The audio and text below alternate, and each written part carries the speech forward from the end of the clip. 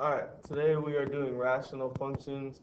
We're learning the parent function, attributes, we did that yesterday, and this time transformations. Okay, rational function, same thing as yesterday, it's of the form f of x equals px over qx, where px and qx are both polynomials, and many rational functions are discontinuous functions. Alright, so we look at the parent function, this is how it looks. The parent function is f of x equals 1 over x. Like I said, there's a polynomial on top and a polynomial on bottom, typically. Okay? The domain and range, we see the graph right next to us. We see the vertical asymptote and the horizontal asymptote are both 0. Okay? So the vertical asymptote, x equals 0. Let me switch colors so we can see it a little better. X equals 0. The way I know that just by looking at the graph, here's the horizontal asymptote. It's where x is 0, all right? I mean the vertical asymptote, sorry. The horizontal asymptote is the same, y equals 0, and you can see that just by looking at the graph. All right, now we look. Do we see it passing through x or y? This is the x-axis. This is the y-axis. It comes close, but it does not pass through either. So the x and y are none and none. This is just for the parent function. All right, now the domain and range, I saved this for last. I was going to start with it, but I saved this for last because I want to make an important point. The domain and range is not just a number. I don't know how many times we've actually been doing that, probably since the beginning of the year. Some folks are just putting a number and saying that's the domain. No, the domain is like a range, because that's why they're paired together. It's a range of numbers. So you have to look at the graph and determine what is the range of numbers included on the line on the graph. So if we look, just by looking at the graph, because I know y'all can do that, we see this arrow goes on forever. So that's negative infinity all the way up to 0, and 0 is not included. All right, sorry about that, y'all. It probably didn't seem like I stopped, but I stopped for a minute. I had to talk to a teacher. And of course, the pledge is about to happen, but I'm gonna go as much as I can. But where I left off, I know where I left off. The domain and range, I want to make note, like I said, the domain and range, they're not just one number. Please stop putting just one number if that's what you're doing, okay? For this one, it's a little bit trickier. Usually our domain is, negative infinity to infinity, or like 2 to infinity. See, it's a range of numbers, all right? Only during this unit will the domain be a little bit different. If you see the graph, like I said, goes all the way from negative infinity up to a certain number. It skips that number, and then it goes up to infinity again. So it's basically all numbers except one number. So let me say that again. It's all numbers except one number. And in this case, this one number that's not included, just look at it, it's 0. The one number that is not included is the vertical asymptote. I'll say that again. The one number that's not included in the domain and range is the vertical or horizontal asymptote. That works because the asymptote is basically telling us that's where it's not going to pass through. If it's not going to pass through it, then it's not included. Please don't get confused on that. So obviously, whatever you get as the vertical and horizontal asymptote is what the domain and range number will be. So the domain, this is how you write it for this unit.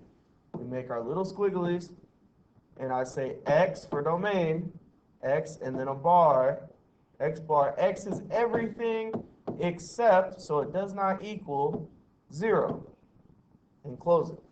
Because again, looking at the graph, you go all the way from negative infinity up to 0.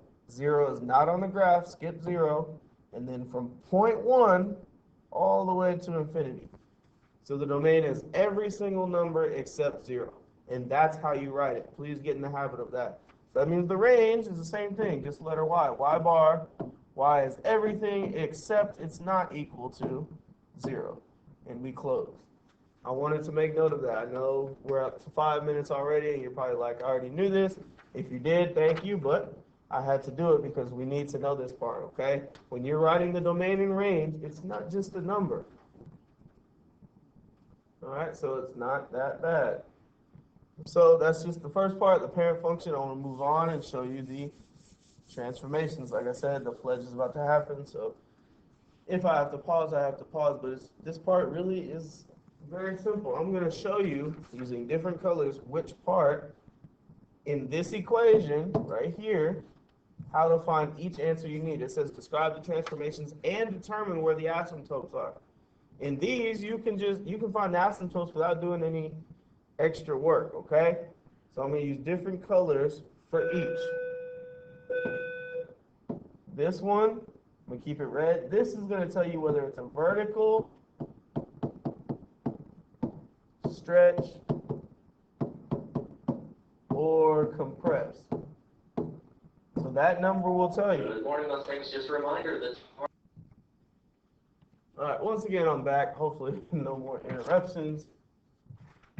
So like I said, I'm going to switch colors each time to show you this A right there. That is going to tell you vertical stretch or compression. All right. If it's a whole number greater than 1, it's a vertical stretch. All right. This right here, there's nothing there for this one, but you know if there's a negative there, I'm pointing, let me make sure we get this right. I'm pointing in this open space right here. All right. That is going to tell you whether it's vertical reflection. And I'm going to start abbreviating because I know you know what I'm talking about. And I'm going to draw a little negative here. Because if there's a negative there, it's a vertical reflection. We know that. All right. Then I'll be blue for this H right here. As you can see, it's blue as well. This H tells us left or right. And just like all the other ones, I can't spell today, sorry.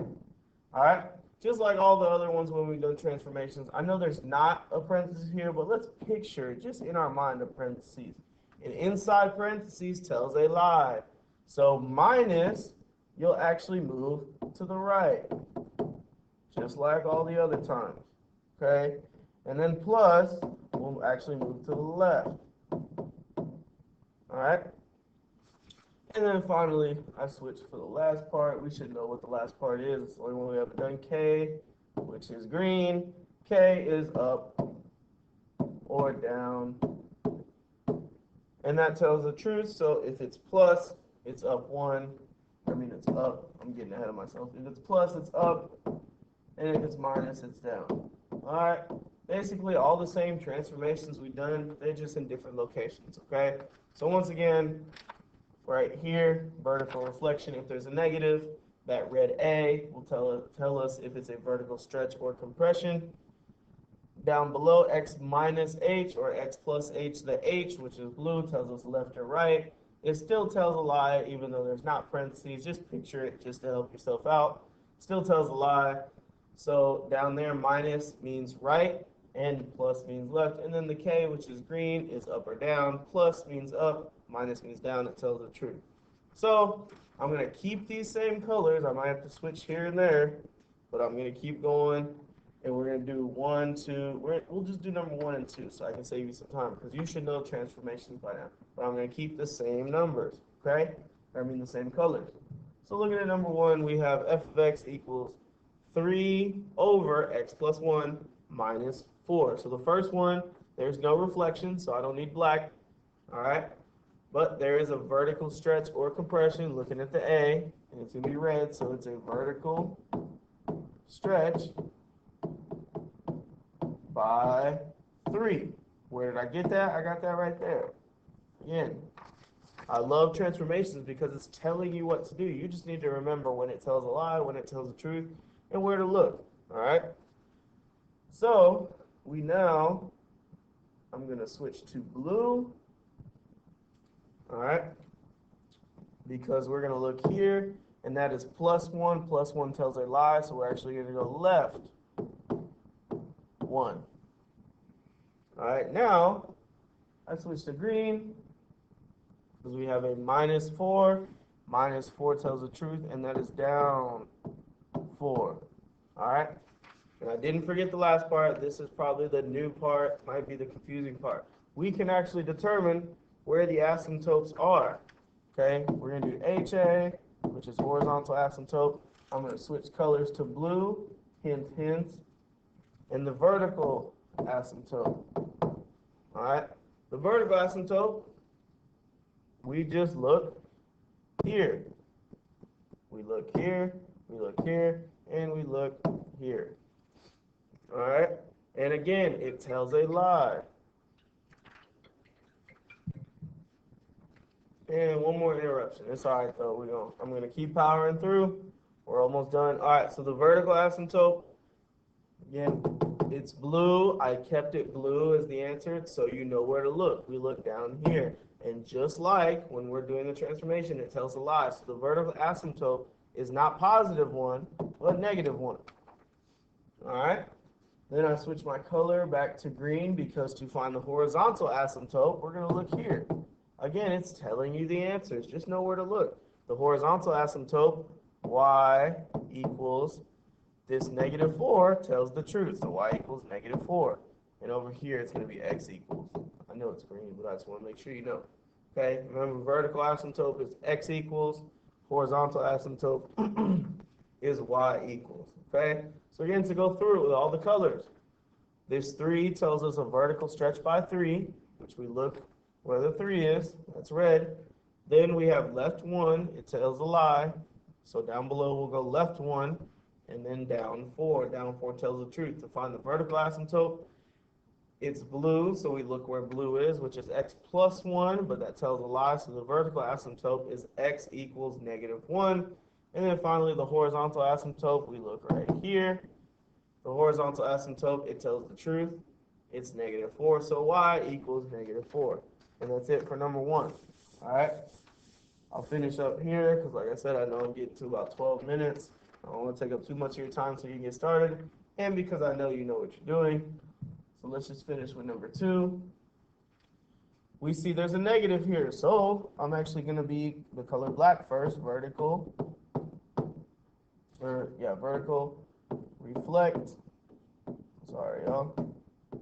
Vertical reflect. All right. Now we switch to red because there's obviously also a vertical stretch by 5. Because again, we look here. All right, black. That's our vertical reflection. Now let's switch to blue. For blue, we know we look here. That's a negative 2, so instead of going left 2, it tells a lie. So you'll actually go right 2. Again, one more interruption. It's just one of them days, y'all. But I see we left off on x minus 2. Okay, tells a lie. So we will actually go right 2, which is blue, right 2. All right, now I switch to green. And it's telling me this plus 1 tells the truth, so up 1. All right, and now let me write my horizontal asymptote and my vertical asymptote. X equals, okay? Again, we find that by looking at blue. It's x minus 2. It tells a lie, so x equals positive 2. It's basically the same as this transformation. Whatever number this is the same right there. Same thing with that green. Up 1, that horizontal asymptote is going to be, y, sorry. Y equals 1. And we are done. Again, the only reason this one took so long is because I slowed it down and then I had 5 interruptions. Sorry that the video got to about 15 minutes, but it's really not bad. Okay, these are the transformations and how to get the asymptotes. Remember, there's a negative here, vertical reflection. This number here tells us vertical stretch or compression. This number, this H down here, tells us left or right. Remember, it tells a lie like always. And then this number right here, the K, tells us up or down, and it tells the truth. Then to get the vertical asymptote, you look back here, it's the same number. And then this K, it's the same number for the horizontal asymptote. So that's it. Make sure you complete your worksheet, turn it in.